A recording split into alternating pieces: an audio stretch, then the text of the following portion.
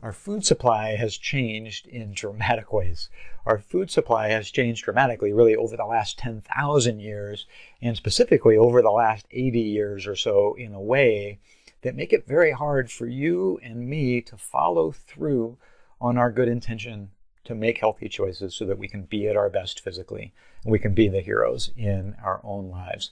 So if we go way back in time, right, we evolved from hunter-gatherers, or we were intelligently designed for hunter-gatherers, whatever term we want to use, our nutrition has changed dramatically over the last 10,000 years. Researchers identified a number of different ways, seven different ways that our food supply has changed, including things like changes in the macronutrient composition, how much protein or how much carbohydrate or how much fat we eat, the type of fat that we eat, how much fiber we eat, even the nutrient density of our food. And we're going to talk about a couple of those here in just a second. And then specifically, over the last 80 years, really this crazy thing has happened where before about 80 years ago, if a food had calories, it also had nutrients. Those two things almost invariably went together. So calories and nutrients went together.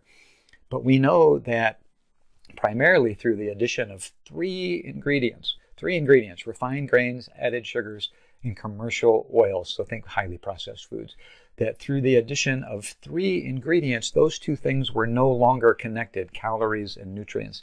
So we have a lot of food that has a lot of calories. It's rich in calories, but poor in nutrients. And one prominent nutrition researcher said this has led to our culture, our society, being overfed but undernourished. And so what we talk about in step number three, elevate food quality. What we talk about in step number three is really designed to try and reverse that. So specifically, we want to make sure that we're getting enough nutrients. We want to make sure that we're getting enough fiber. That was step number two. We talked about that one specifically. Step number one, right? Protein. Step number two, fiber. So when we talk about food quality, we really are talking about a general approach that would look like this. It's pretty simple. We want to get more of the healthy stuff in, and we want to take more of the unhealthy stuff, the less healthy stuff, out, right? More of the good in, less of the unhealthy, or more of the unhealthy out. We want to have overall leveling up of the nutrition process. And we talk a lot about this idea of the nudge or the upgrade. Why do we do this? Why do we keep coming back to this? Well, really the great thing about the nudge or the upgrade, the 1% improvement, is it is infinitely scalable. If you are ready and capable and willing to go fast and you can sustain that in your life, then you can dial that up. There's nothing that says you can't make a 10% improvement in one day. But if you are somebody who has found that it's often hard to make sweeping changes, that it's hard to make big changes that stick. It just takes too much motivation, too much willpower, and it's hard to make it stick. We know that you can make tremendous progress by making these small but consistent improvements over time, And so as we talk about elevating food quality, let me just say that in the text, in the text down below, there's a link to this really cool graph by a guy named Marty Kendall.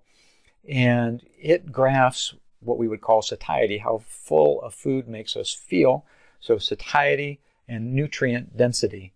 I guess over here, nutrient density on the y-axis, satiety on the x-axis. And what we can see is that if we think about that graph, we want the foods that are sort of over in the top right.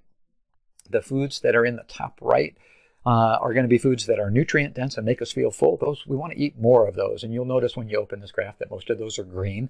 They tend to be things from the plant kingdom, not exclusively.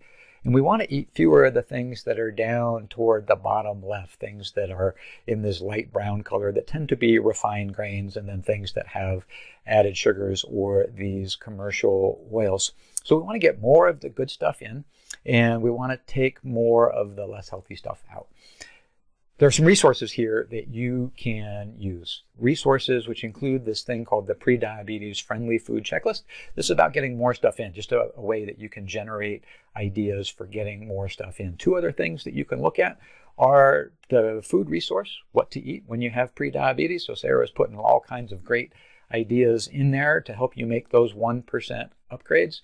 And you can also go to the Facebook group. and post questions or look at things that other folks are sharing in the Facebook group to be able to get ideas for how do we put more good stuff in. Taking stuff out, there's 2 other resources. These are called audits. It's a way just to take a snapshot of where you are with regard to added sugars or highly processed foods and look for those things that you want to make that nudge or upgrade. And remember, you don't have to do it all today.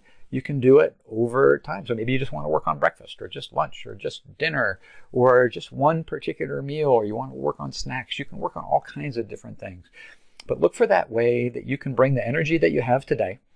You can bring the energy that you have to make an improvement. You can make that intention in your morning routine. And you can say, here is my intention for today. I want to level up in this way.